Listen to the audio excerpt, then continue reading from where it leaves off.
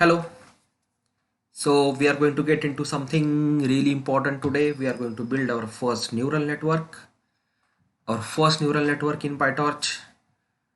And that beautiful diagram right there, you won't believe. I have drawn it with my bare hands, which shows the neural network that we are going to build. So it has got one flattened layer and then three linear layers. So first we have to import required libraries. We check if CUDA is available, if GPU is available, or we are running on CPU. Right now I am using a CPU device. And yeah, so the code to build this neural network is here. But before getting into it, I'll explain the individual parts of it so that it becomes very clear at the end. So I will explain how flatten works, how linear works, how ReLU works and all that.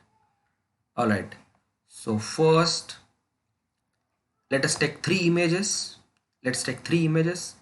So we will create a random tensor of size 3 comma 28 by 28. So it's like three images of size 28 by 28. That becomes our input image. So if you check their size, it is 3 comma 28 by 28. Then there is a flatten operation. So if you perform the flatten operation, what you get is 3 comma 784. So basically 28 into 28 is 784. So it's like the image is flattened. Image is a two-dimensional array. We want one-dimensional array. So every row in the image is placed after one after the other. So just to clarify, I'll show you an flatten operation in CNN and here. So this one. So here we have a 3 by 3 two-dimensional array. If you place these atoms one after the other, 1 1 1 0 4 2 1 and 0 2 1, this operation is called as flattening operation, and now it is ready to give as an input to the neural network. Our neural network requires one dimensional array, not two dimensional array. So this flatten operation is important. So after flattening this 28 by 28 image, we get a 784 dimensional array index, array tensor, whatever you call it. And this is called flatten operation. Then the linear layer is the linear layer takes here.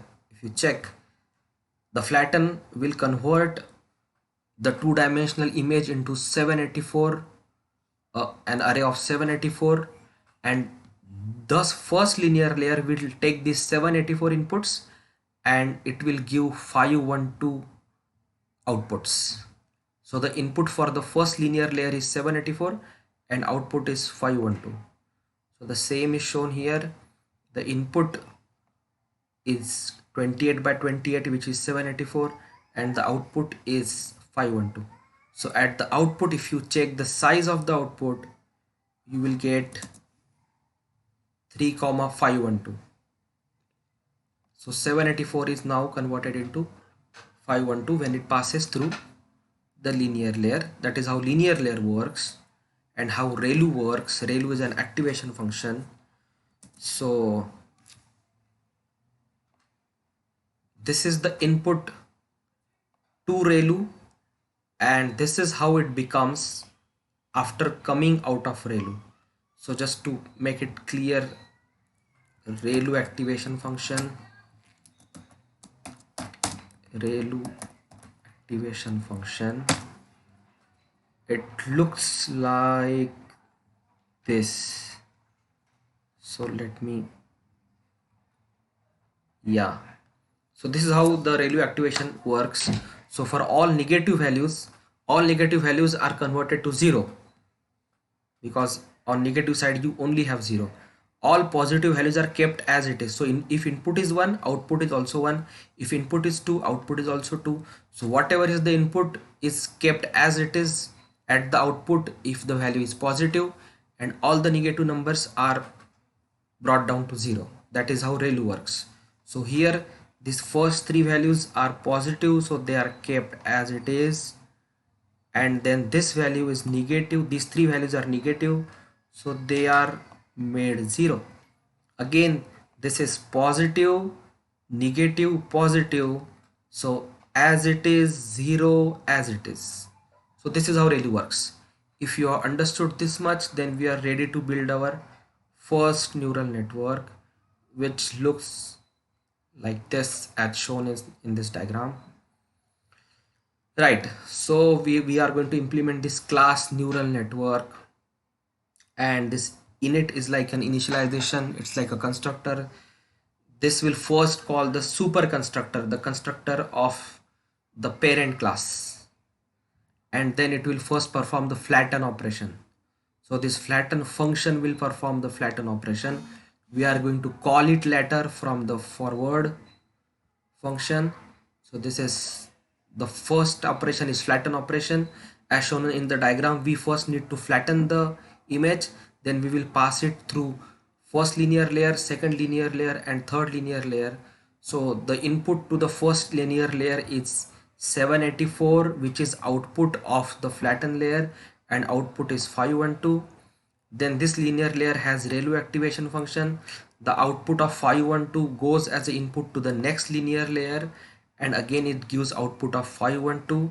This linear layer also has got ReLU, and the output of 512 again goes as an input to the next linear layer, and at the output we get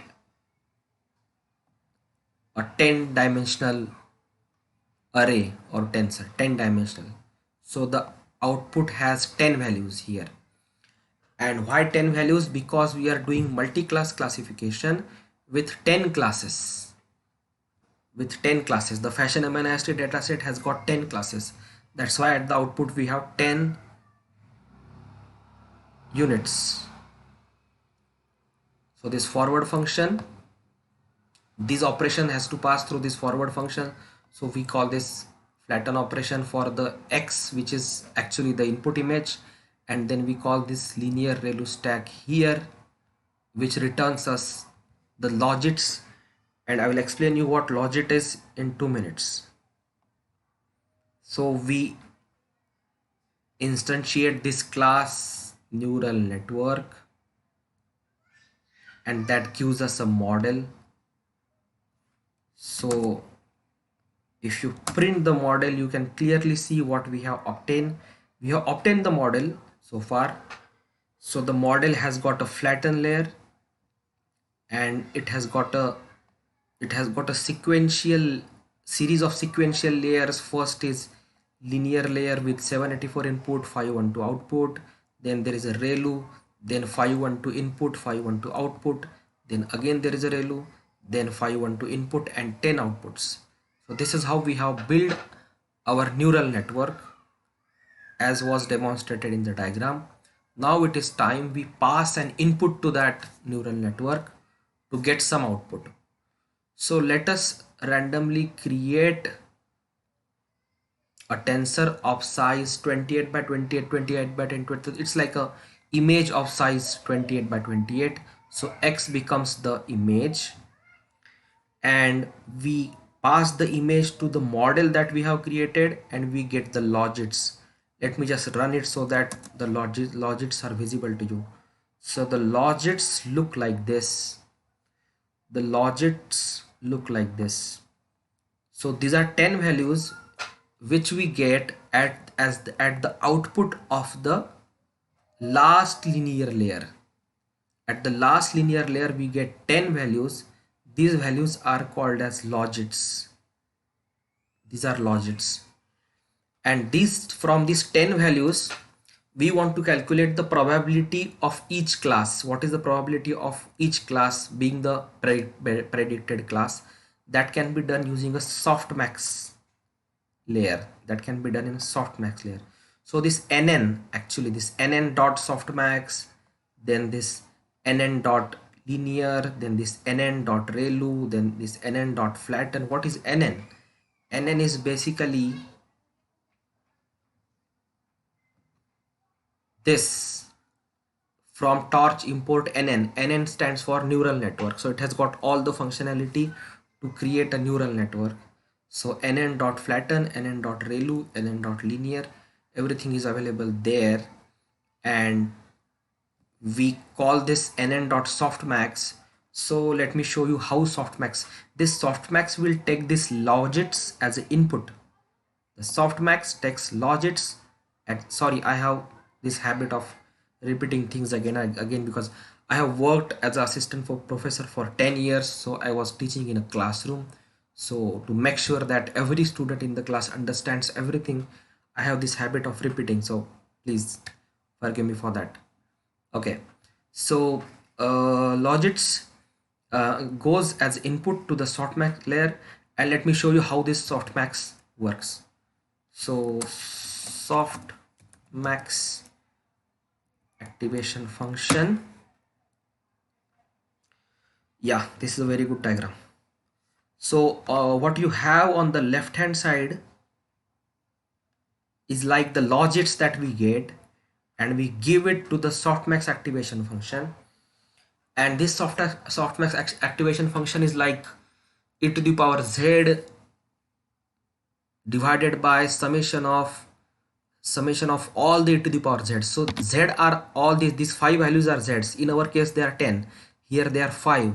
So the summation of e to the power all z's is the denominator, and then this is e to the power z of every value. So e to the power 1.3, e to the power 5.1, e to the power, this becomes the, they become the uh, numerators actually. Yeah, so this is how softmax activation function looks like. And at the output what we get is these numbers, and you can see that these numbers are very proportional to the logits. These numbers are very proportional to the logits, but because of this softmax activation function, the addition of all these probabilities is equal to 1. So if you add all this 0 0.02, 0 0.90, 0 0.05, if you add all this, you will get 1. So this 0.02 is like the probability of class 1. What is the probability of class 1? This 0.90 is probability of class 2.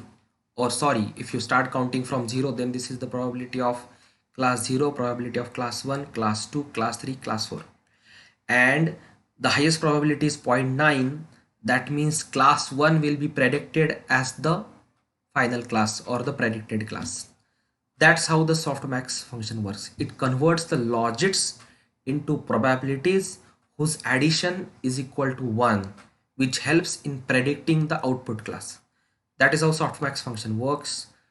uh, I hope you already knew it, because I am assuming that you know the basics of deep learning. Yeah, so these logits go as an input to the softmax, and it gives the predicted probabilities.